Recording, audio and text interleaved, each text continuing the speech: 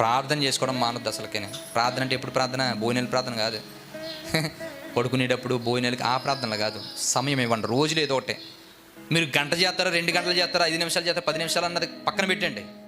ఆయన గురించి సమయం ఇవ్వడానికి, అమ్మో ఈ రోజంతా ఆయనతో మాట్లాడలేదు అనుకుని ఒక మూలకి 1 నిమిషం, ప్రభువా ఇదిగో ఈ రోజంతా నువ్వు కాపాడుకొచ్చావు, నా భక్తి జీవితాన్ని ఏమాత్రం దిగజారిపోకుండా జాగ్రత్తగా బ్రతకడానికి ఒక అవకాశం మీకు ప్రభువా, ఏమైనా తప్పు చేస్తే క్షమించండి ప్రభువా అనుకుని ఒక్క మాట, చిన్న మాట మోకరించి ప్రార్థన చేయండి.